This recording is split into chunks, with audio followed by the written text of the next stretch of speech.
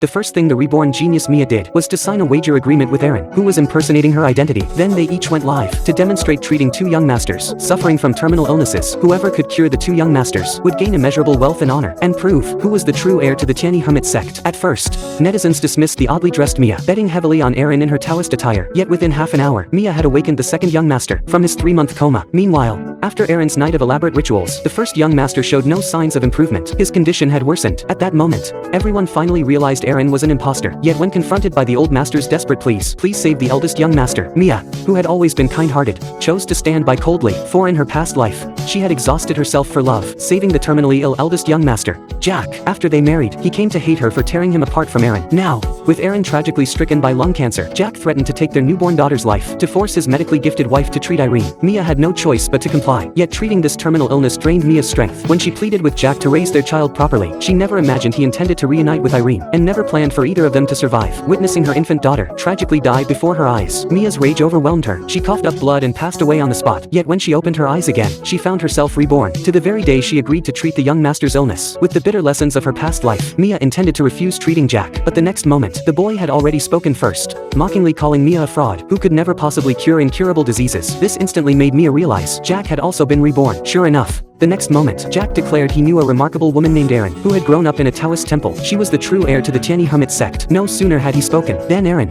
dressed in Taoist attire, stepped forward, forming a stark contrast to Mia's eccentric attire. The narrow-minded old man immediately sided with Eren as his chosen healer. Seeing this, Mia couldn't be bothered to waste words on them. Besides, having been reborn, she'd resolved not to take this case. Yet Jack, also reborn, stuck to her like a leech. Not only did he bribe reporters to slander her as a quack, but he also arranged for her to be publicly humiliated. This pushed Mia over the edge. She secretly inserted silver needles into Jack's pressure points, accelerating the deterioration of his condition. Unaware of this, Jack mistakenly believed he was perfectly healthy. He intended to proceed with the original plan, making Eren famous and marrying her into the Jack family. Facing his provocation, Mia immediately initiated the countdown. After collapsing, Jack coughed up blood incessantly. Yet Eren believed he was faking illness as planned, and prepared to seize the moment to announce she was the sole heir of the Celestial Robe Hermit sect. She only needed to wait for Jack, pretending to be ill, to recover without treatment, and she would become world-renowned. But the next instant, John, the legitimate son of Jack's second wife, suddenly appeared and knelt before Mia, begging her to save him. To everyone's surprise, John immediately produced a card with 2 billion yuan and handed it to Mia, declaring his unwavering belief in his father's dying words. Mia was the true heir to the Celestial Robe Hermitage sect. Seeing this, Eren promptly proposed a wager with Mia. Let's see which of us can produce the real heir. Mia readily agreed, and declared that if she won, Eileen would not only hand over all her assets, but also kneel and apologize before the media. Conversely,